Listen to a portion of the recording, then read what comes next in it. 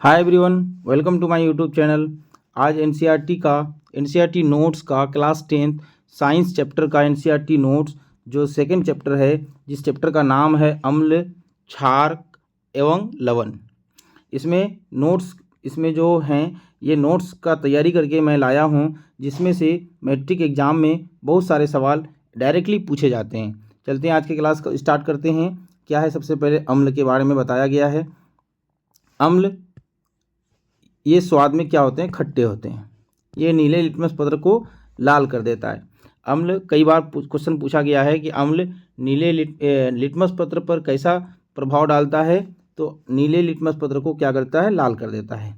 इसका जलीय विलयन हाइड्रोजन आयन प्रदान करता है। अम्ल को जब किसी जल में डाला जाता है तो क्या करता है, हाइड्रोजन आयन देता है। अम्ल का शाब्दिक अर्थ होता है क्या, खट्टा। अम्ल एसिड जो हैं, एसिड लैटिन भाषा का शब्द है जिसका अर्थ क्या होता है, खट्टा होता है। उसके बाद परबल अम्ल का कुछ उदाहरण दिया गया है, यहाँ से आप लोग नोट डाउन कर लीजिएगा। HCl मतलब हाइड्रोजन क्लोराइड, H2SO4 मतलब सल्फ्यूरिक अम्ल, HNO3 मतलब नाइट्रिक अम्ल। ये नाइट्रिक अम्ल है, H2SO4 सल्फ्यूरिक अम्ल है, HCl हाइड्रोजन क्लोराइड है। उसके बाद बात करते हैं दुर्बल अम्ल पर। एसिटिक एसिड जो होते हैं ना, एसिटिक अम्ल, जो एसिटिक एसिड CH3COOH इसका ये पूरा नाम है ये, और लैक्टिक अम्ल और ऑक्जेलिक अम्ल जो होते हैं ना, ये दुर्बल अम्ल होते हैं। ये दुर्बल अम्ल के प्रकार हैं, याद रखिएगा, कभी कभी क्वेश्चन पूछता है। CH3COOH एसिटिक अम्ल है, इसका ये प्रबल अम्ल है कि दुर्बल अम्ल है, डायरेक्ट क्वेश्चन में पूछता है, तो याद रखिएगा ये कौन सा अम्ल है, तो दुर्बल अम्ल है, दुर्बल अम्ल है। उसके बाद सांद्र अम्ल और तनु अम्ल। सांद्र अम्ल जिसमें अधिक मात्रा में अम्ल होता है और कम मात्रा में जल होता है, अल्प मात्रा में जल होता है, उसको क्या कहते हैं, सांद्र कहते हैं। तनु अम्ल जो कम मात्रा में जल होता है, ये जल अधिक मात्रा में होता है, कम मात्रा में या अल्प मात्रा में अम्ल होते हैं, उसको तनु कहते हैं। मतलब सांद्र का मतलब गहरा होता है और तनु का मतलब पतला होता है, याद रखिएगा। सांद्र मतलब कम, ज़्यादा मात्रा में अम्ल और कम मात्रा में जल, और तनु मतलब अल्प मात्रा में या कम मात्रा में अम्ल और ज़्यादा मात्रा में या अधिक मात्रा में जल होता है। ये था हमारा एसिड के बारे में, आप लोग इसका स्क्रीनशॉट ले लीजिए। उसके बाद फिर से हम लोग क्षार के बारे में बात करते हैं। क्या है क्षार, बेस। ये स्वाद में कड़वे होते हैं, ये लाल लिटमस पत्र को नीला कर देता है। क्षार क्या करते हैं, लाल लिटमस पत्र को नीला करता है, जबकि अम्ल नीले को लाल कर देता है। उसके बाद जलीय विलयन इसका क्या करता है, इसका क्षारक का जलीय विलयन हाइड्रोजन आयन प्रदान करता है, हाइड्रोक्साइड आयन प्रदान करता है। इसका नाम है हाइड्रोक्साइड आयन, हाइड्रोक्साइड आयन प्रदान करते हैं। इसको जल में घुलाने पर, क्षार को जल में घुलाने पर हाइड्रोक्साइड आयन प्रदान करते हैं। परबल अम्ल में कौन आते हैं, परबल क्षारक में कौन आते हैं, सोडियम हाइड्रोक्साइड। परबल क्षारक का उदाहरण है sodium hydroxide, potassium hydroxide, calcium hydroxide. ये क्या है, परबल क्षारक का उदाहरण है। NaOH मतलब sodium hydroxide, KOH potassium hydroxide, CaOH2 मतलब कैल्शियम हाइड्रोक्साइड। याद रखिएगा ये सब का नाम, कभी कभी इसका नाम भी पूछ देता है। दुर्बल क्षारक अमोनियम हाइड्रोक्साइड, इसका नाम है अमोनियम हाइड्रोक्साइड, अमोनियम हाइड्रोक्साइड, ठीक है। उसके बाद अल्कली या क्षार या अल्कली। जल में घुलनशील क्षारक को क्या कहते हैं, क्षार कहते हैं। जल में घुलनशील जो क्षारक होते हैं, जो भस्म होते हैं, उसको क्या कहते हैं, क्षारक मतलब भस्म, क्षारक का दूसरा नाम है भस्म। जो भस्म या जो क्षारक जल में घुल जाते हैं उसको क्या कहते हैं, क्षार कहते हैं। जैसे sodium hydroxide, potassium hydroxide, magnesium hydroxide, ये जल में घुल जाते हैं, इसलिए इसका नाम क्या है, क्षार है। उसके बाद लवण पे बात करते हैं। लवण अम्ल वो क्षारक की परस्पर अभिक्रिया से प्राप्त होता है, जैसे कि NaOH सोडियम हाइड्रोक्साइड है, इसके साथ HCl का अभिक्रिया करा देते हैं, हाइड्रोजन क्लोराइड का, तो क्या मिलेगा हमको, NaCl। ये NaCl क्या हुआ, ये लवण का उदाहरण है, सोडियम क्लोराइड। याद रखिएगा, अम्ल और क्षार का अभिक्रिया के फलस्वरूप किसका निर्माण होता है, तो लवण का निर्माण होता है। कुछ उदाहरण हैं लवण के, जैसे सोडियम क्लोराइड, पोटेशियम क्लोराइड, ये स्ट्रोंग लवण है, ये बहुत, इसका पीएच मान लगभग 7 के बराबर ही होता है, 7 ही होता है, ये स्ट्रोंग लवण है। ये लवण सोडियम हाइड्रोक्साइड और क्लोरीन मतलब HCl के साथ अभिक्रिया करने के पश्चात निर्माण होता है सोडियम क्लोराइड, या समुद्री वाटर में भी पाए जाते हैं ये। उसके बाद सूचक के बारे में बात करते हैं। सूचक क्या है, इंडिकेटर्स, जो वैसे पदार्थ जो किसी पदार्थ की, वैसे सूचक या वैसे इंडिकेटर्स जो किसी पदार्थ की अम्लीयता या क्षारीयता होने का बोध कराता है, या सूचक किसी दिए गए विलयनों में अम्लीय या क्षारक की उपस्थिति दर्शाते हैं। इनका रंग या गंध अम्लीय क्षारक माध्यम में बदल जाते हैं, उसको क्या कहते हैं, इंडिकेटर्स कहते हैं, सूचक कहते हैं। जैसे लिटमस पेपर, ये क्या है, इंडिकेटर्स के उदाहरण हैं, सूचक के उदाहरण हैं। उसके बाद कई कृत्रिम भी हैं, बहुत सारे सूचक हैं, यहाँ पर देखते हैं। सूचक के बारे में बात करते हैं। सूचक के प्रकार, सूचक के प्रकार, प्राकृतिक सूचक सबसे पहला नंबर पर बात करते हैं, प्राकृतिक सूचक। दूसरा नंबर है कृत्रिम सूचक। तीसरा नंबर है गंधीय सूचक। प्राकृतिक सूचक क्या होता है, ये पौधे में पाए जाते हैं, प्राकृतिक सूचक पौधों में पाया जाता है। याद रखिएगा, लाल गोभी का पत्ता पौधे से हुआ, इसलिए वो प्राकृतिक सूचक है। हल्दी प्राकृतिक सूचक है, याद रखिएगा। लिटमस पेपर या लिटमस पत्र, लाल गोभी का पत्ता, हाइड्रेंजिया पौधों के फूल, हल्दी, ये सब क्या है, प्राकृतिक सूचक के उदाहरण हैं। याद रख लीजिएगा, यहाँ से नोट डाउन कर लीजिएगा अपना कॉपी में। कृत्रिम सूचक, ये रासायनिक पदार्थ होते हैं, ये जैसे मेथिल ऑरेंज या फिनोफ्थेलिन, ये मेथिल ऑरेंज और फिनोफ्थेलिन ये भी सूचक के ही प्रकार हैं, बट कैसा प्रकार है, जो इंसान खुद बनाया है, इसलिए इसको क्या बोला, कृत्रिम या संश्लेषित सूचक। गंधीय सूचक, इन पदार्थों की गंधीय, अम्लीय या क्षारक माध्यम में बदल जाती है, जैसे प्याज, लौंग तेल, ये क्या हैं, गंधीय सूचक हैं। इसका स्मेल से ही किसी पदार्थ की अम्लीयता या क्षारीयता का बोध करा देता है। उसके बाद बात करते हैं, एक टेबल आगे दिखाया गया है। प्राकृतिक सूचक में लिटमस पेपर, लाल गोभी का रस, हल्दी, हाइड्रेंजिया के फूल का रस। इसमें अम्ल डालते हैं तो क्या होता है, लिटमस पेपर लाल कर देता है, और लाल गोभी का पत्ता में भी डालेंगे क्या, अम्ल डालेंगे तो लाल कर देगा उसको। यहाँ पर हल्दी में डालेंगे अम्ल को तो कोई प्रभाव नहीं होगा, जबकि हाइड्रेंजिया के फूल का रस डालेंगे, रस में अम्ल को डालेंगे तो ये नीला हो जाएगा। जबकि ऐसा लिटमस पेपर में जब किसी क्षार को डालते हैं तो ये नीला का हो जाता है। जब क्षार को डालते हैं लाल गोभी का पत्ता में क्षार को, तो ये हरा हो जाता है। या किसी पदार्थ को अगर हम हल्दी में मिला देते हैं तो वो क्या लाल अगर हो जाता है तो वो क्या हो जाएगा, क्षार हो जाएगा। जबकि अगर कोई बदलाव नहीं होगा तो वो अम्ल हो जाएगा। उसके बाद हाइड्रेंजिया के फूल का रस में अगर हम किसी पदार्थ को डालते हैं, अगर वो गुलाबी हो जाता है तो वो क्षार है, अगर वो नीला हो जाता है तो अम्ल है। याद रखिएगा, इस तरह से क्वेश्चन पूछे जाते हैं। उसके बाद किसी पदार्थ को अगर फिनोफ्थेलिन में डालते हैं, अगर रंगहीन हो जाता है, कोई कलर नहीं होता तो वो अम्ल है, अगर वो कलरफुल हो जाता है, गुलाबी हो जाता है तो वो क्षार है। या मेथिल ऑरेंज में कोई पदार्थ को डालते हैं, अगर वो लाल हो जाता है तो वो अम्ल है, पीला हो जाता है तो वो क्षार है। उसके बाद गंधीय सूचक में जैसे प्याज का रस में तीक्ष्ण गंध के कारण अगर तीक्ष्ण एसिड मिला देते हैं उसमें, अगर तीक्ष्ण गंध हो जाता है तो समझिए कि ये वो अम्ल है। अगर कोई पदार्थ प्याज का रस में मिलाते हैं, कोई गंध नहीं होता, तो इसका मतलब वो पदार्थ क्षारीय है। जैसे वैनिला में किसी पदार्थ को अगर मिलाते हैं, समान गंध रहती, वैसा ही रह जाता है, तो समझेंगे हम लोग क्या है, वो अम्ल है।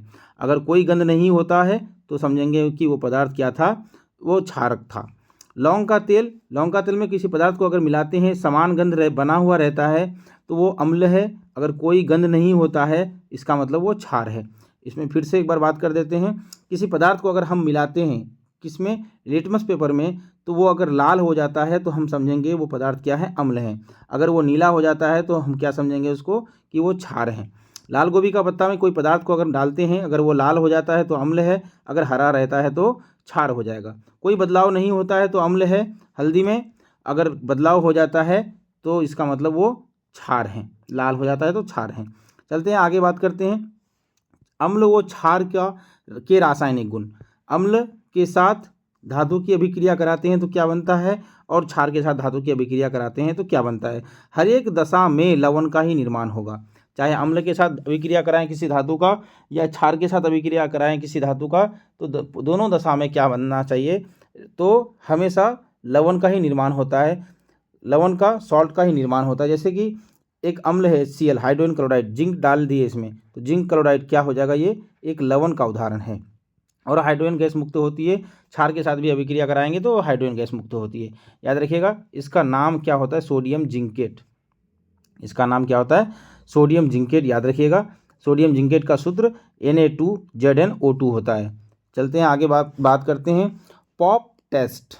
पॉप टेस्ट, हाइड्रोजन गैस से निहित परखनली के पास जब कोई एक जलती हुई मोमबत्ती लाई जाती है तो पॉप ध्वनि उत्पन्न होती है। इस टेस्ट को हाइड्रोजन की उपस्थिति दर्शाने के लिए प्रयोग करते हैं, इसी को क्या कहते हैं, पॉप टेस्ट कहते हैं। किसी हाइड्रोजन गैस की निहित परखनली के पास जब कोई जलती हुई मोमबत्ती को लाई जाती है तो पॉप ध्वनि के साथ वो जल उठती है, इसको क्या कहते हैं, पॉप टेस्ट कहते हैं। उसके बाद बात करते हैं आगे, धातु के कार्बोनेट तथा धातु के बाइकार्बोनेट की अभिक्रिया अम्ल के साथ कराते हैं और क्षार के साथ कराते हैं तो क्या होता है। धातु के कार्बोनेट को अम्ल के साथ अभिक्रिया कराते हैं तो लवण का निर्माण होता है, कार्बन डाइऑक्साइड गैस निकलता है, जल का भी निर्माण होता है। जैसे कि यहाँ पर अम्ल HCl है, हाइड्रोजन क्लोराइड है, सोडियम कार्बोनेट है, दोनों का अभिक्रिया कराते हैं तो सोडियम क्लोराइड का निर्माण होता है, कार्बन डाइऑक्साइड बनता है और जल का निर्माण होता है। जबकि क्षार के साथ कोई अभिक्रिया करता ही नहीं है, चाहे कार्बोनेट भी रहे या बाइकार्बोनेट रहे, ये क्षार के साथ अभिक्रिया नहीं करते हैं, ये हमेशा अम्ल के साथ अभिक्रिया करते हैं। क्वेश्चन पूछा जाएगा कि कार्बोनेट और बाइकार्बोनेट के साथ कौन अभिक्रिया करते हैं, तो याद रखिएगा हमेशा अम्ल ही अभिक्रिया करता है। आगे बात करते हैं चूने का पानी का टेस्ट।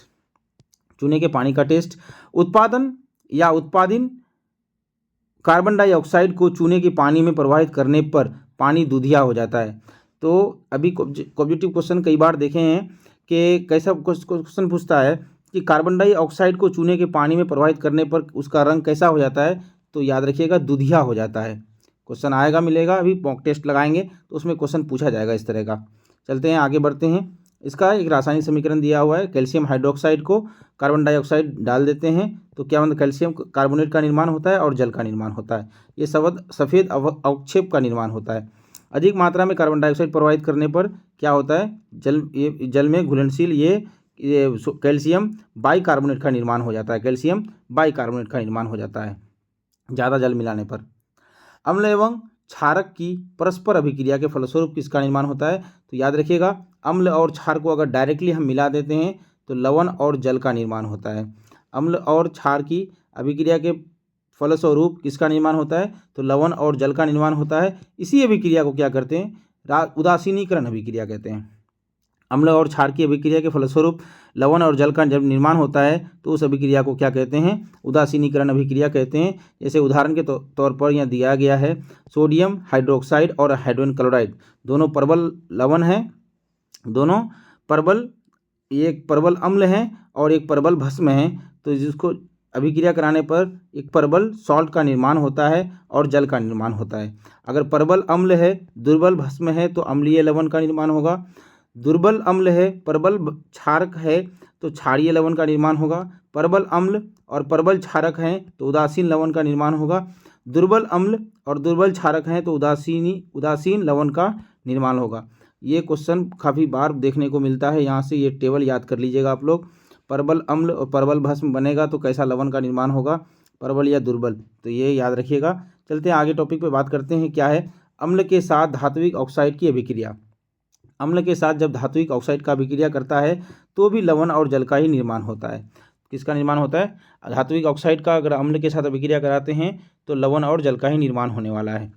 जैसे कॉपर के ऑक्साइड का हाइड्रोजन क्लोराइड के साथ अभिक्रिया कराते हैं तो कॉपर क्लोराइड का निर्माण होता है और जल का निर्माण होता है। धात्विक ऑक्साइड की प्रकृति क्षारीय होती है, काफ़ी इंपॉर्टेंट क्वेश्चन। धात्विक ऑक्साइड की प्रकृति क्या होती है, क्षारीय होती है, जबकि अधात्विक ऑक्साइड के प्रकृति क्या होती है, अम्लीय होती है। धातु के क्षारीय होती है जबकि अधातु के क्या होते हैं, अम्लीय होते हैं। आगे बात करते हैं अधात्विक ऑक्साइड की क्षारों के साथ अभिक्रिया। अधातु की ऑक्साइड जब क्षार के साथ अभिक्रिया करता है तो भी लवण और जल का ही निर्माण होता है। अधातु की ऑक्साइड प्रकृति अम्लीय होती है, बात बोले अभी। अधातु की ऑक्साइड की प्रवृत्ति कैसी होती है, तो अम्लीय होती है, याद रखिएगा। काफ़ी इंपॉर्टेंट पॉइंट्स हैं, ये पूछे जाते हैं बार बार। अधातु के ऑक्साइड कैसी प्रकृति के होते हैं, अम्लीय या क्षारीय, पूछा जाएगा 2 नंबरिया वाला क्वेश्चन में या 1 नंबरिया वाला क्वेश्चन में या ऑब्जेक्टिव क्वेश्चन में भी पूछा जा सकता है। जलीय विलयन में अम्ल और क्षारक, हाइड्रोजन की उपस्थिति में जल की उपस्थिति में हाइड्रोजन आयन उत्पन्न करते हैं। कौन? अम्ल। अम्ल को किसी जल में डालने पर क्या देता है? वो हाइड्रोजन आयन देता है। उसके बाद जैसे कि ये अम्ल है, ये हाइड्रोनियम आयन का निर्माण होता है, जल के साथ मिला देते हैं तो हाइड्रोनियम आयन का निर्माण हो जाता है। जैसे कि एक अम्ल है HCl, इसमें पानी डाल देते हैं H2O तो हाइड्रोजन आयन देता है ये। तो ये कौन देगा? केवल हाइड्रोजन आयन ये अम्ल ही देगा। जबकि हाइड्रोक्साइड आयन कौन देता है? तो क्षारक क्या करते हैं? हाइड्रोक्साइड आयन का निर्माण करते हैं। उसके बाद एक बात यहाँ पे बताया गया है, किसी अम्ल में जल को नहीं डालनी चाहिए, जबकि किसी जल में अम्ल को डालनी चाहिए। यहाँ पे बताया गया है, यहाँ पर ध्यान से देख सकते हैं आप लोग। कोई अम्ल है इस पात्र में, इस बर्तन में अम्ल है तो जल को डालने के लिए मना कर रहा है, क्योंकि काफ़ी अधिक मात्रा में उष्मा की उत्पन्न होती है। इस कंडीशन में काफ़ी अधिक मात्रा में उष्मा उत्पन्न होती है, जिससे बर्तन फट भी सकता है, टूट भी सकता है और हमें नुकसान पहुंच सकता है। इसीलिए किसी अम्ल में जल ना डालें, या अगर जल में अम्ल मिलाना ही है तो किसी बर्तन में एक पात्र में जल ले लें, उसके बाद अम्ल थोड़ा थोड़ा करके उसमें डालें, लेकिन किसी अम्ल में जल को ना डालें। याद रखिएगा, क्योंकि अधिक मात्रा में उष्मा उत्पन्न होती है और बर्तन फट करके हमें नुकसान पहुंचा सकता है। उसके बाद जल को अम्ल में डालने से क्या होता है? मिश्रित असफलित होकर बाहर आ जाता है, मतलब पैट करके ये बाहर आ जाता है, फट करके बर्तन फट करके क्या आ जाएगा? ये बाहर आ जाएगा। जबकि ऐसा यहाँ पर स्थानीय ताप के कांच का पात्र टूट सकता है और हमें नुकसान पहुंचा सकता है। याद रखिएगा, किसी अम्ल में जल को नहीं डालनी चाहिए, जबकि किसी जल में अम्ल को डालनी चाहिए। याद रखिएगा। आगे बात करते हैं अम्ल की अभिक्रिया। अम्ल जब किसी धातु के साथ अभिक्रिया करता है तो क्या लवण का निर्माण होता है और हाइड्रोजन गैस देता है। उसके बाद इसी अम्ल को जब किसी धात्विक ऑक्साइड के साथ अभिक्रिया करते हैं तो अम्ल, लवण और जल का निर्माण होता है। यहाँ पर देखा जाए, धातु के बाइकार्बोनेट के साथ अभिक्रिया कराते हैं तो लवण और कार्बन डाइऑक्साइड और जल देता है। ऐसे क्वेश्चन 1 नंबरिया वाला में पूछे जाते हैं, ऑब्जेक्टिव में पूछे जाते हैं। या 2 नंबरिया वाला क्वेश्चन में एक क्वेश्चन ऐसा दे देगा, एक क्वेश्चन ऐसा दे देगा, दोनों को मिला के पूछ देगा। जब किसी अम्ल को क्षार के साथ अभिक्रिया कराते हैं तो लवण और जल का निर्माण होता है। उसके बाद किसी धातु के कार्बोनेट के साथ अभिक्रिया कराते हैं तो लवण और जल और कार्बन डाइऑक्साइड का निर्माण होता है। ये काफ़ी इंपॉर्टेंट टेबल है, इस टेबल को याद रख लीजिएगा आप लोग। ये भी VI होने वाला है, क्योंकि डायरेक्टली क्वेश्चन पूछे जाते हैं कि किसी अम्ल की अभिक्रिया जब क्षार से कराते हैं तो क्या बनता है, कार्बोनेट से कराते हैं तो क्या बनता है, बाइकार्बोनेट से कराते हैं तो क्या बनता है, धातु से कराते हैं तो क्या बनता है, या धातु के बाइकार्बोनेट के साथ कराते हैं तो किसका निर्माण होता है। उसके बाद ऐसा ही अभिक्रिया एक दर्शाया गया है नीचे टेबल में, जो कि क्षार की अभिक्रियाएं हैं। ये धातु के साथ अभिक्रिया करता है तो लवण और हाइड्रोजन गैस मुक्त करता है। या अधात्विक ऑक्साइड के साथ अभिक्रिया कराते हैं, लवण और जल का निर्माण होता है। ये बाइकार्बोनेट के साथ अभिक्रिया नहीं करता, ये अम्ल के साथ अभिक्रिया करा करके क्या करता है? जल का निर्माण करता है और लवण का निर्माण करता है। जबकि क्षार धातु के कार्बोनेट और बाइकार्बोनेट के साथ अभिक्रिया नहीं करता है। आगे बात करते हैं अम्ल व क्षारकों में समानताएं। सभी अम्ल क्या होते हैं? हाइड्रोजन आयन प्रदान करते हैं जलीय विलयन में, जबकि क्षारक क्या करते हैं? जलीय विलयन में हाइड्रोक्साइड आयन प्रदान करते हैं। जब कोई अम्ल या क्षारक जल में मिलाया जाता है तो तनुकृत हो जाता है। जल में मिलाने पर आयन की सांद्रता हाइड्रोनियम आयन या हाइड्रोक्साइड आयन में प्रति इकाई आयतन की कमी हो जाती है। उसके बाद क्षार तथा अम्ल की प्रबलता। किसी भी क्षार या अम्ल की प्रबलता उसके द्वारा उत्पन्न हाइड्रोजन आयन या हाइड्रोक्साइड आयनों की संख्या पर निर्भर करती है। किसी पदार्थ को अगर हम जल में डालें तो बहुत अधिक मात्रा में अगर हाइड्रोजन आयन देता है तो वो क्या हो जाएगा? वो तो अम्लीय होगा ही, लेकिन उसके साथ साथ बहुत स्ट्रॉन्ग अम्ल होगा वो। अगर बहुत अधिक मात्रा में हाइड्रोक्साइड आयन देता है तो उसकी हाइड्रोक्साइड की सांद्रता अगर बहुत ज़्यादा होती है तो प्रबल क्या होते हैं? प्रबल क्षारक होते हैं। किसी अम्ल या क्षारक की प्रबलता हम सार्वभौमिक सूचक द्वारा ज्ञात कर सकते हैं। सार्वभौमिक यूनिवर्सल इंडिकेटर्स, सार्वभौमिक सूचक अनेक सूचकों का मिश्रण है। ये बहुत अधिक सूचकों का ये मिश्रण है। चलते हैं आगे बात करते हैं यहाँ पर क्या हुआ है। ये सूचक किसी विलयनों में हाइड्रोजन आयनों की विभिन्नता सांद्रता को विभिन्न रंगों में प्रदर्शित करते हैं। उसके बाद ये सबसे बड़ा यूनिवर्सल सूचक है क्या, हमारा पीएच स्केल। सबसे बड़ा यूनिवर्सल सूचक है पीएच स्केल। किसी विलयन में उपस्थित हाइड्रोजन आयन की सांद्रता ज्ञात करने के लिए एक स्केल विकसित किया गया जिसे पीएच स्केल कहते हैं। पीएच स्केल का डेफिनेशन याद रख लीजिएगा, यहाँ से एग्जाम में पूछे जाते हैं।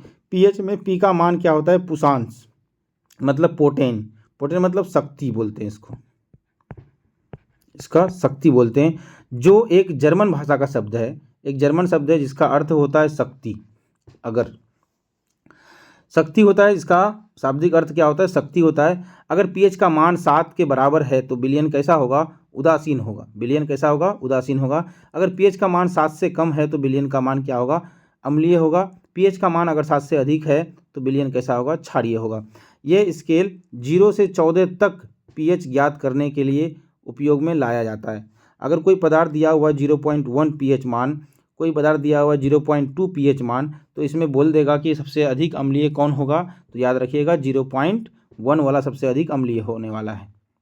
आगे बात करते हैं, यहाँ पर पीएच स्केल का में हाइड्रोजन आयन की सांद्रता को दर्शाया गया है। यहाँ पर पीएच मान अगर बढ़ता हुआ जाएगा तो वो प्रबल अम्ल की ओर बढ़ता हुआ जाएगा। जैसे कि यहाँ पर हाइड्रोजन क्लोराइड पीएच मान कम है तो इसकी ये अप्रबल अम्ल है, इसमें पीएच मान अधिक होने के कारण, ये हाइड्रोजन आयन की सांद्रता अधिक होने के कारण ये प्रबल अम्ल है, और ये वाला हाइड्रोजन आयन की सांद्रता कम होने के कारण ये दुर्बल अम्ल है। उसी तरह से क्षार में बात करते हैं, अगर हाइड्रोक्साइड आयन की मान इधर बढ़ रहा है तो ये प्रबल क्षार हैं, इधर कम होता जा रहा है तो ये दुर्बल क्षार हैं। याद रखिएगा पीएच मान और हाइड्रोजन आयन ये दोनों काफ़ी इंपॉर्टेंट रहने वाले हैं।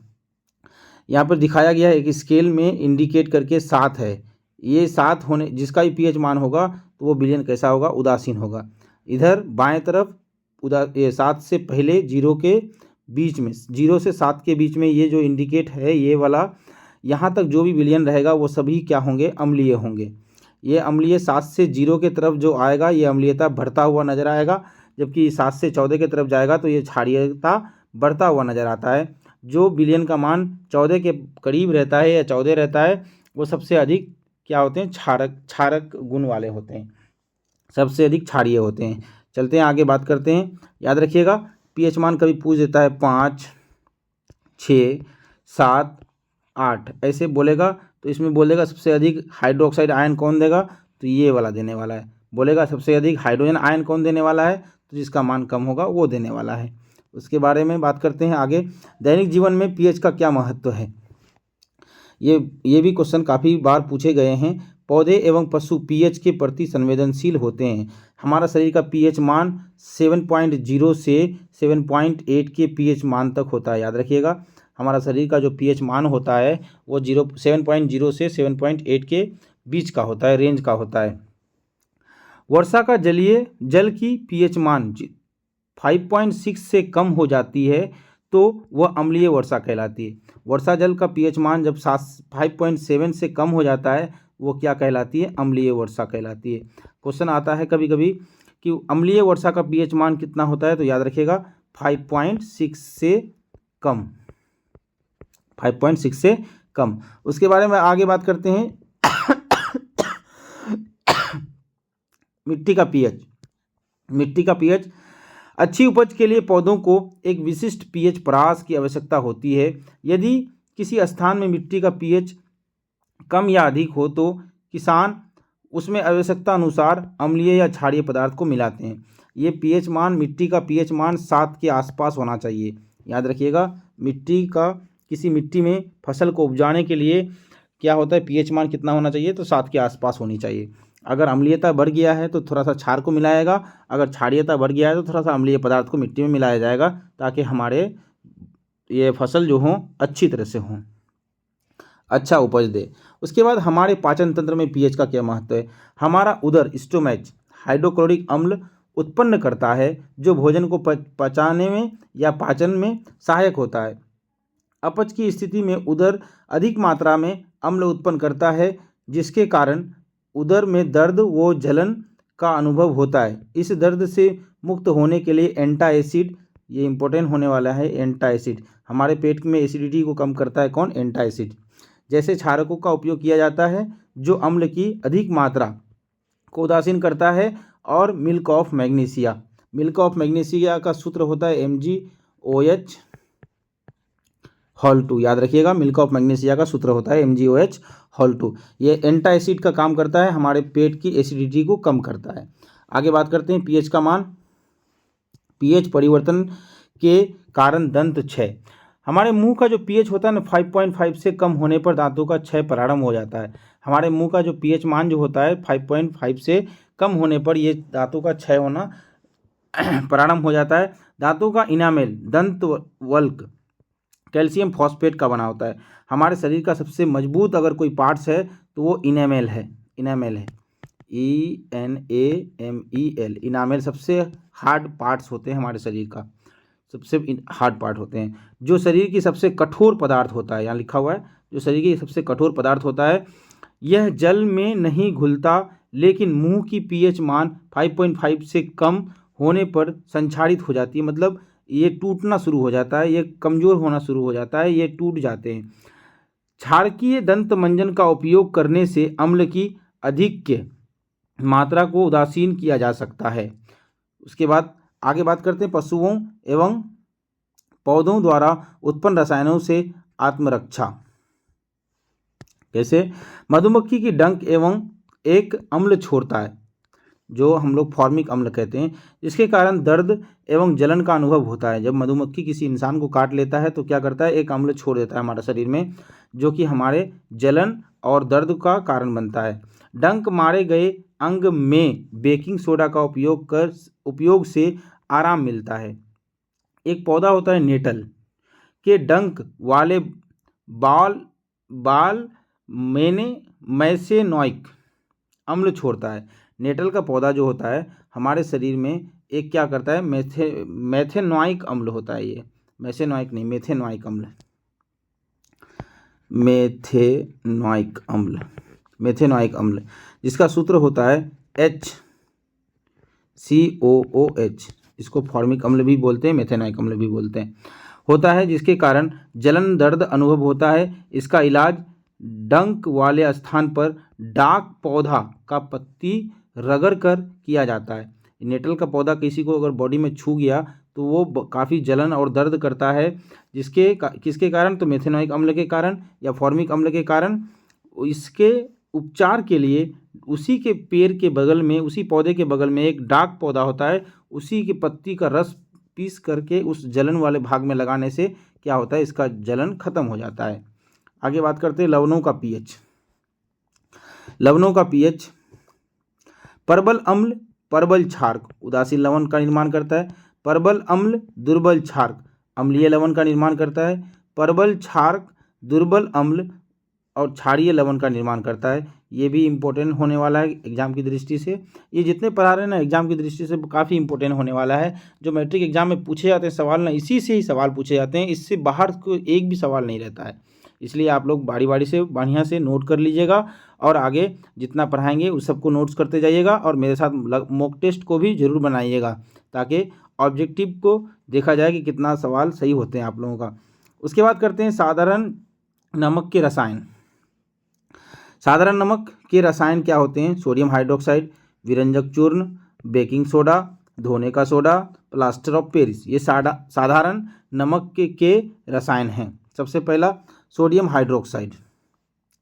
सोडियम क्लोराइड के जलीय विलयन से विद्युत प्रवाहित करने पर यह वियोजित होकर सोडियम हाइड्रोक्साइड उत्पन्न करता है। इस प्रक्रिया को क्लोर एल्कली भी कहते हैं, क्लोर क्षार प्रक्रिया भी कहते हैं, क्लोर एल्कली भी कहते हैं, क्लोर क्षार प्रक्रिया भी कहते हैं। क्वेश्चन आएगा सोडियम हाइड्रोक्साइड का निर्माण कैसे होता है? तो याद रखिएगा सोडियम क्लोराइड में जल डालने पर विद्युत धारा प्रवाहित करने पर सोडियम हाइड्रोक्साइड का निर्माण होता है, क्लोरीन गैस का निर्माण होता है और हाइड्रोजन गैस का निर्माण होता है। याद रखिएगा क्लोरीन एनोड पर जाके मुक्त होती है, कैथोड पर हाइड्रोजन गैस मुक्त होती है और कैथोड के पास सोडियम हाइड्रोक्साइड विलयन वहीं पर अटक जाता है, वहीं पर रह जाता है।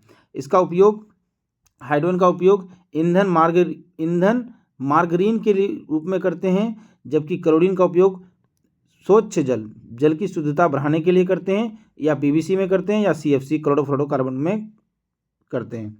उसके बाद हाइड्रोजन क्लोराइड इस्पात की सफाई के लिए औषधि के जैसे कार्य करता है।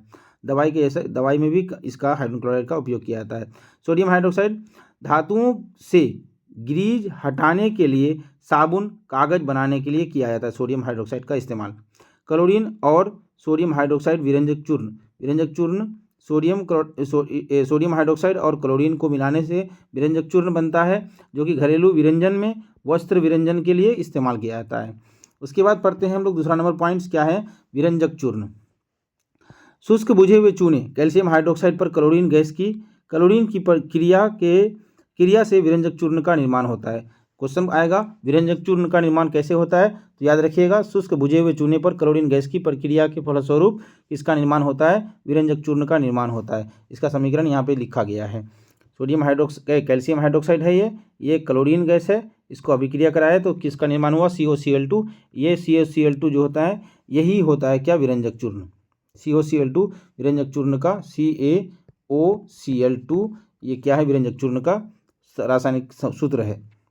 इसका उपयोग क्या करते हैं, विरंजक चूर्ण का उपयोग वस्त्र उद्योग में सूती वो लिनेन के विरंजन में, उसके कागज की फैक्ट्री में लकड़ी के मज्जा के विरंजन के लिए, रासायनिक उद्योग में उपचायक के रूप में, पीने वाले जल की जीवाणु को मुक्त करने के लिए रोगाणुनाशक के रूप में करते हैं। इसका उपयोग किसका, विरंजक चूर्ण का। आगे बात करते हैं बेकिंग सोडा। बेकिंग सोडा का निर्माण कैसे होता है, तो सोडियम क्लोराइड को में जल डालकर कार्बन डाइऑक्साइड के साथ अमोनिया की उपस्थिति में जब गर्म करते हैं, इसको मिलाते हैं तो अमोनियम क्लोराइड और बेकिंग सोडा का निर्माण होता है। बेकिंग सोडा इसका दूसरा नाम है खाने का भी सोडा, सोडियम बाइकार्बोनेट, खाने का सोडा भी कहते हैं इसको, हम लोग इसको खाते भी हैं। NaHCO3 इसका रासायनिक सूत्र है, या बेकिंग सोडा या सोडियम बाइकार्बोनेट इसका भी नाम है, सोडियम बाइकार्बोनेट, याद रखिएगा सोडियम बाइकार्बोनेट। खाना पकाते समय गर्म करने पर इसमें निम्न अभिक्रियाएं होती हैं। सोडियम बाइकार्बोनेट को गर्म करते हैं तो क्या, ये त्रिभुज का जो चिन्ह है ना, ये गर्म करने का एग्जाम्पल है। सोडियम कार्बोनेट का निर्माण होता है, जल का निर्माण होता है और कार्बन डाइऑक्साइड गैस निकलती है। सोडियम बाइकार्बोनेट को गर्म करने पर सोडियम कार्बोनेट का निर्माण होता है, जल का निर्माण होता है और कार्बन डाइऑक्साइड का निर्माण होता है, याद रखिएगा। आगे बढ़ते हैं, इसका उपयोग सोडियम बाइकार्बोनेट का उपयोग बेकिंग पाउडर बनाने में, बेकिंग सोडा तथा टार्ट्रिक अम्ल। इस अभिक्रिया से उत्पन्न CO2 के कारण पावरोटियों के खमीर उठ जाता है तथा इससे यह मुलायम हो जाता है, यह स्पंजी हो जाता है। पावरोटी उद्योग में होता है इसका, पावरोटी जहाँ बनाता है फैक्ट्री में, वहाँ पर इस कार्बन डाइऑक्साइड का इस्तेमाल होता है। उसके बाद एंटासिड एक संघटक है, इसका एंटासिड क्या होते हैं, एक संघटक होते हैं। इसका उपयोग सोडा अम्ल अग्निशामक में भी इसका इस्तेमाल किया जाता है। अग्निशामक यंत्र जो आग बुझाने के लिए काम में लाया जाता है, उसमें इसका इस्तेमाल किया जाता है। आगे बात करते हैं, चौथा नंबर पॉइंट्स है। चौथा नंबर पॉइंट्स क्या है, धोने का सोडा, सोडियम कार्बोनेट और 10 अणु जल होता है इसके साथ मिला हुआ, सोडियम कार्बोनेट के साथ, तो इसको क्या बोलते हैं, धोने का सोडा बोलते हैं, या उसको वॉशिंग सोडा भी बोलते हैं। सोडियम कार्बोनेट का पुनः क्रिस्टलीकरण से धोने का सोडा प्राप्त होता है। सोडियम कार्बोनेट का क्रिस्टलीकरण करने पर क्या बनता है, ये धोने का सोडा प्राप्त होता है। ये एक क्षारकीय लवण है, ये एक क्षारकीय लवण है। कौन, धोने का सोडा, ये सोडियम कार्बोनेट और 10 × 10H2 10 अणु जल रहता है इसका मिला हुआ इसके साथ।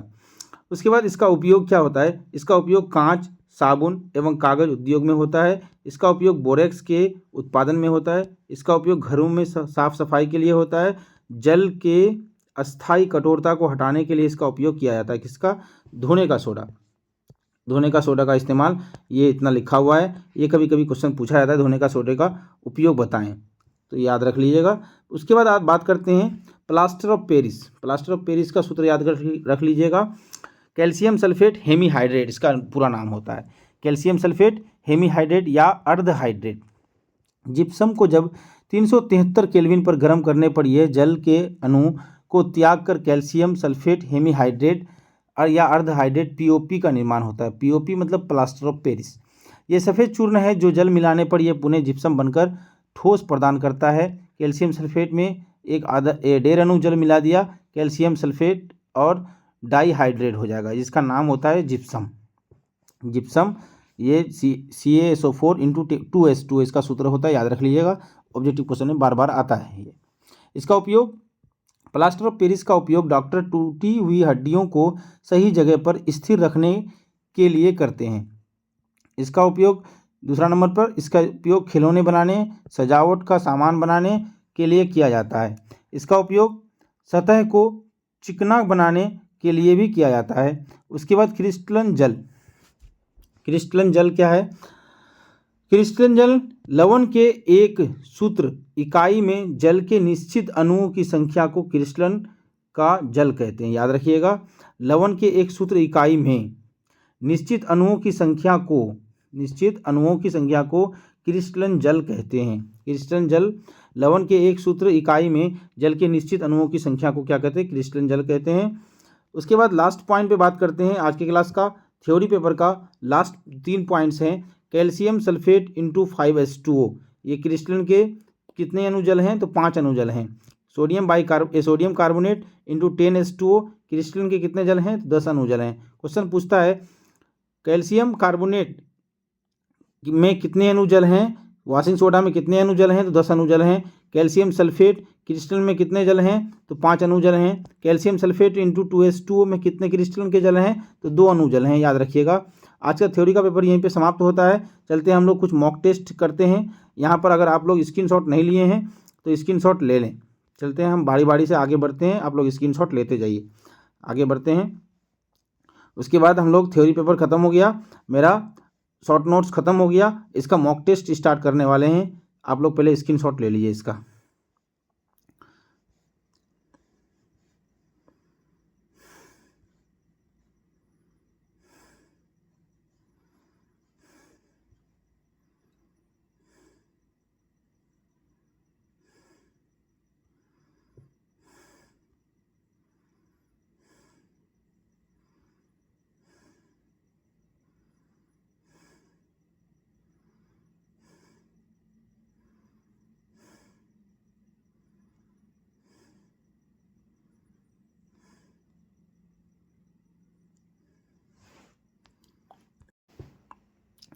मॉक टेस्ट का पहला सवाल है अम्ल, क्षार एवं लवण, सेकंड चैप्टर का मॉक टेस्ट का पहला सवाल है क्या?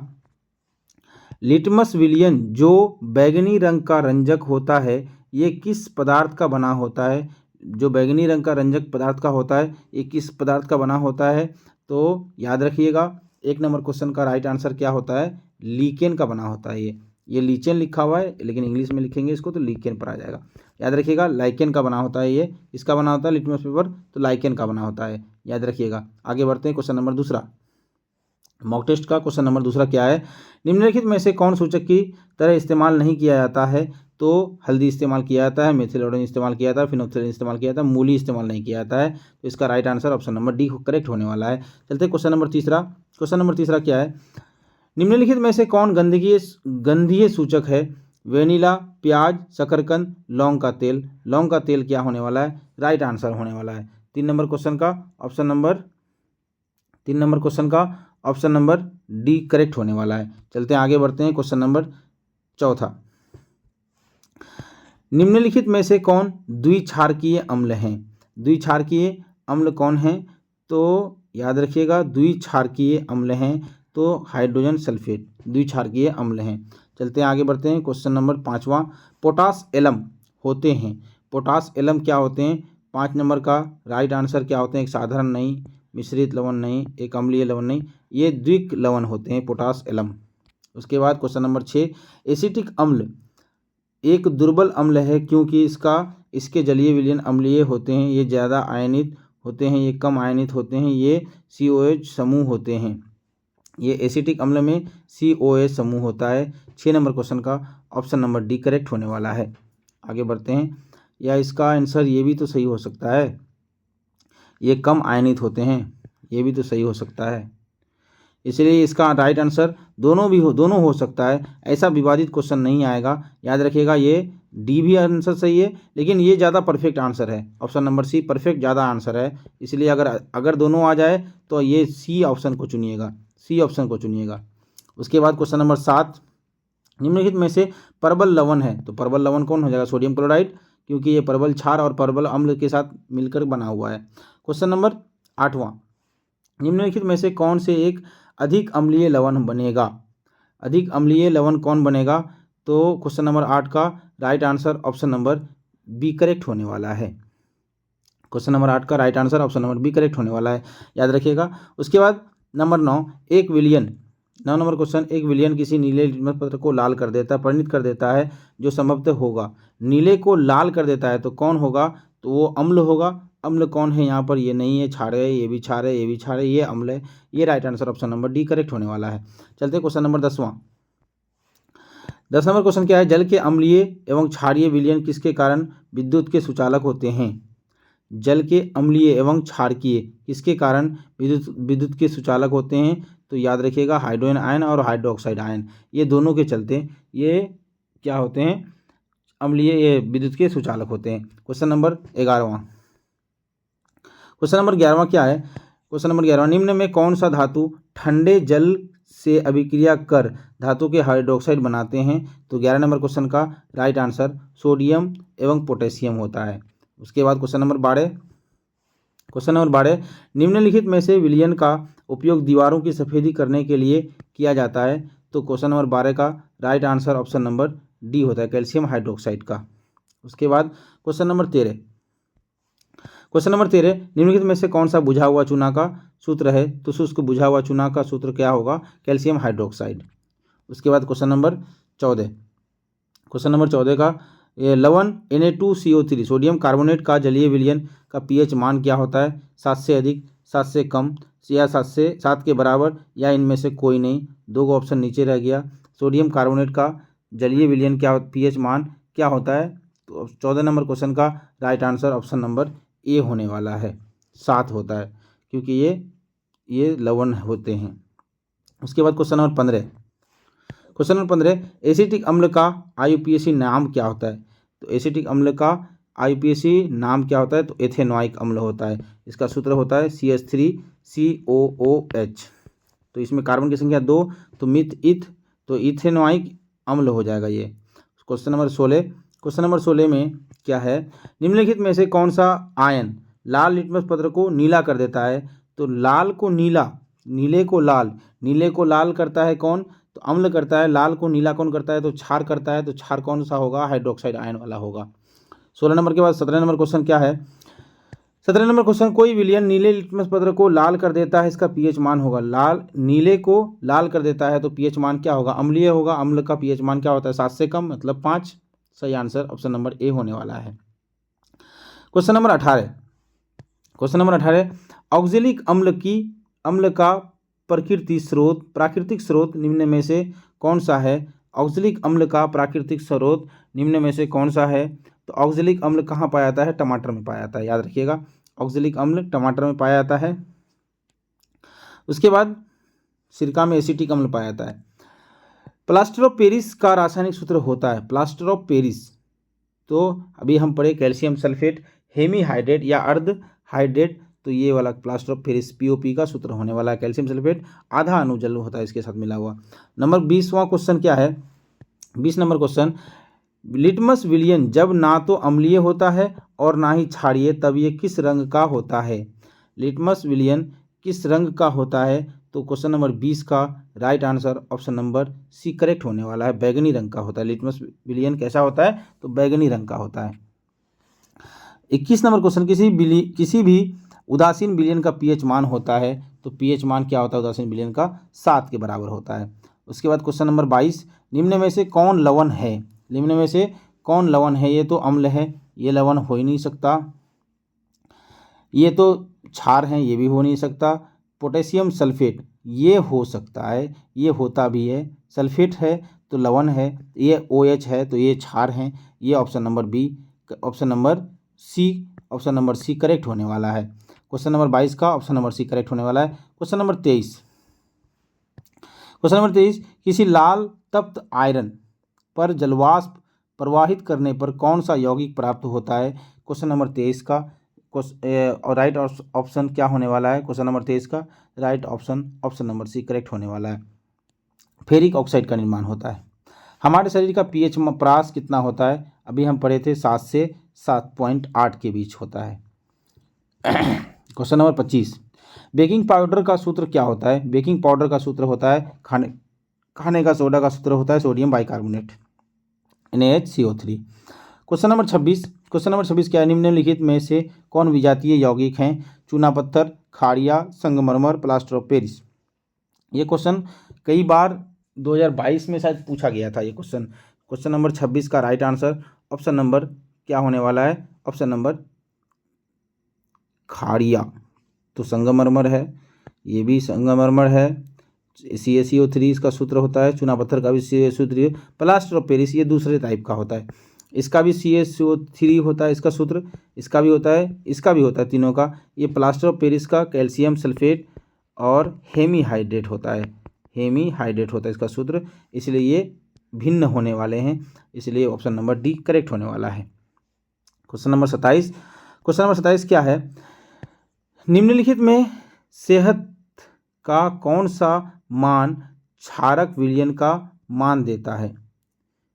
सेहत का कौन सा मान क्षारक मान देता है? ये क्वेश्चन थोड़ा सा मिसप्रिंट लग रहा है, याद रखिएगा। इसमें से ये अम्लीय होगा, ये उदासीन होगा, ये भी अम्लीय होगा, तो तीनों एक ही कैटेगरी का, तो ये क्षारकीय, इसको ऑप्शन मार के आगे बढ़ जाइएगा। उसके बाद क्वेश्चन नंबर 28, निम्नलिखित में से अम्लों में से कौन सा प्रबल अम्ल है? लैक्टिक अम्ल, एस्कॉर्बिक अम्ल, सल्फ्यूरिक अम्ल और एक है फॉर्मिक अम्ल। ये right answer option number C मेरे हिसाब से करेक्ट होना चाहिए। 27 नंबर क्वेश्चन का right answer option number lactic अम्ल, एस्कॉर्बिक अम्ल, सल्फ्यूरिक अम्ल, फॉर्मिक अम्ल। फॉर्मिक अम्ल एक प्रबल अम्ल है, ये ऑप्शन नंबर डी करेक्ट होने वाला है। चलते हैं क्वेश्चन नंबर 29, निम्न में से क्षारक नहीं है, निम्न में से क्षारक नहीं है, तो क्षारक नहीं है कौन? तो ये तो क्षारक हैं, ये भी क्षारक हैं, ये भी क्षारक हैं, क्योंकि ये धातु के ऑक्साइड हैं तो क्षारक होते हैं, ये धातु के ऑक्साइड अम्लीय क्षारक होते हैं, ये तो लवण हैं, ये ऑप्शन नंबर बी करेक्ट होने वाला है 29 नंबर क्वेश्चन का। क्वेश्चन नंबर 30, निम्नलिखित क्षारकों में कौन प्रबल क्षारक हैं? तो प्रबल क्षारक ये वाले हैं, सोडियम हाइड्रोक्साइड। उसके बाद क्वेश्चन नंबर 31 क्या है? कुछ ऐसे पदार्थ होते हैं जिनकी गंध अम्लीय एवं क्षारीय माध्यम के में बदल जाती है, इन्हें कहते हैं, कौन सा कहते हैं? गंधीय सूचक कहते हैं, याद रखिएगा। क्वेश्चन नंबर 32, सभी धातु कार्बोनेट एवं हाइड्रोजन कार्बोनेट मतलब हाइड्रोजन बाइकार्बोनेट के साथ अभिक्रिया करके क्या बनाते हैं? तो जल बनाते हैं और लवण बनाते हैं, तो यहाँ जल है तो जल को लेकर के आगे बढ़ जाएंगे।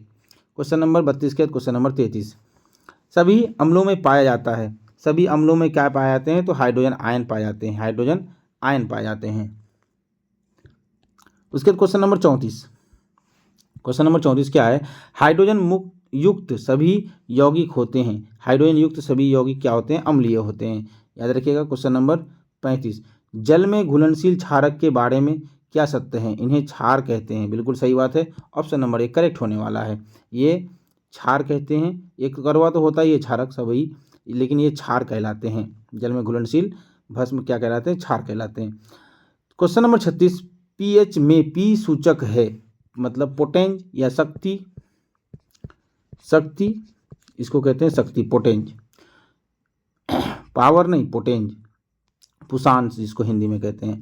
क्वेश्चन नंबर 37, एसिटिक अम्ल का प्राकृतिक स्रोत निम्नलिखित में से कौन सा है? एसिटिक अम्ल का प्राकृतिक स्रोत तो क्या है? संतरा, सिरका, इमली, टमाटर। क्वेश्चन नंबर 37 का right answer option number B correct होने वाला है, सिरका होता है। एसिटिक अम्ल में, एसिटिक अम्ल कहाँ पाया जाता है? सिरका से प्राप्त होते हैं। उसके बाद क्वेश्चन नंबर 38, सिट्रिक अम्ल में प्राकृतिक स्रोत हैं, सिट्रिक अम्ल में संतरा, नींबू या कच्चे फल जो होते हैं सब में सिट्रिक अम्ल पाए जाते हैं। उसके बाद क्वेश्चन नंबर 38 का राइट आंसर कौन सा वाला हुआ? तो ऑप्शन नंबर सी हुआ। उसके बाद क्वेश्चन नंबर 39, टार्टरिक अम्ल इनमें से किस में पाया जाता है, टार्टरिक अम्ल किस में पाया जाता है? तो 39 नंबर क्वेश्चन का right answer option number B correct होने वाला है। इमली में क्या पाया जाता है? टार्टरिक अम्ल पाए जाते हैं। उसके लैक्टिक अम्ल का प्राकृतिक स्रोत है दही, इमली, सिरका, टमाटर। क्वेश्चन नंबर 40 का right answer option number A correct होने वाला है, दही। चींटी के डंक और नेटल के डंक में कौन सा अम्ल पाया जाता है? तो चींटी के डंक में फॉर्मिक अम्ल पाया जाता है, जिसको हम लोग क्या कहते हैं? मेथेनोइक अम्ल भी कहते हैं।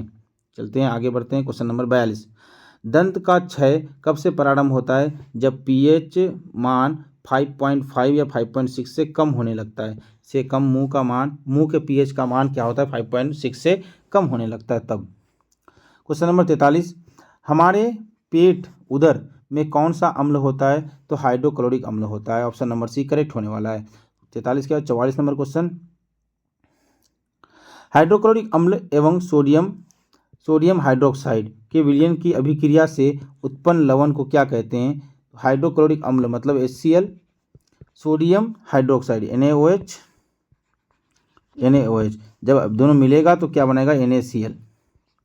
सोडियम क्लोराइड, इसका नाम है sodium chloride. Option number B correct होने वाला है। क्वेश्चन नंबर 44 के बाद क्वेश्चन नंबर 45, धोने का सोडा का रासायनिक सूत्र क्या होता है? धोने का सोडा का रासायनिक सूत्र 10 अणु जल वाला सोडियम कार्बोनेट होता है। उसके बाद क्वेश्चन नंबर 46, बेकिंग सोडा का रासायनिक सूत्र। बेकिंग सोडा का रासायनिक सूत्र क्या होता है? सोडियम बाइकार्बोनेट या सोडियम हाइड्रोजन कार्बोनेट होता है। उसके बाद क्वेश्चन नंबर 46 के बाद क्वेश्चन नंबर 47, बेकिंग सोडा का रासायनिक सूत्र सोडियम बाइकार्बोनेट होता है, NaCO3 होता है। उसके बाद क्वेश्चन नंबर 48, जल की अस्थायी कठोरता को हटाने के लिए किसका उपयोग किया जाता है? जल की अस्थायी कठोरता को हटाने के लिए बेकिंग सोडा का इस्तेमाल किया जाता है। उसके बाद क्वेश्चन नंबर 49, सोडा अम्ल अग्निशामक में किसका उपयोग किया जाता है? सोडा अम्ल अग्निशामक में किसका उपयोग किया जाता है? 49 नंबर क्वेश्चन का right answer sodium hydrogen carbonate का इस्तेमाल किया जाता है, जिससे कार्बन डाइऑक्साइड गैस निकलती है और आग बुझ जाता है। क्वेश्चन नंबर 50, आज की क्लास का लास्ट क्वेश्चन है, सल्फेट अर्धहाइड्रेट या हेमीहाइड्रेट का अन्य नाम क्या है? तो प्लास्टर ऑफ पेरिस। याद रखिएगा, ये जितना क्वेश्चन किए ये ऑब्जेक्टिव परीक्षा या मैट्रिक परीक्षा 2025 में जो होने वाली है उसमें ऑब्जेक्टिव जो क्वेश्चन आते हैं उसमें से सबसे ज़्यादा महत्वपूर्ण ऑब्जेक्टिव ये जो 50 पढ़ाए हम ये था। और शॉर्ट नोट से ये 2 नंबरिया वाला 5 नंबरिया वाला सवाल बार बार आते रहते हैं, इसलिए हमारे द्वारा दिए गए नोट्स प्रोवाइड जो किए हैं ये बारी बारी से पढ़ लीजिएगा। ये जो नोट्स दिए हैं इसको नोट डाउन कर लीजिएगा अपना कॉपी में और बार बार पढ़ते रहिएगा ताकि एग्ज़ाम में एक भी क्वेश्चन ना छूटे। चलते हैं, आज की क्लास यहीं पे समाप्त होता है। नमस्कार।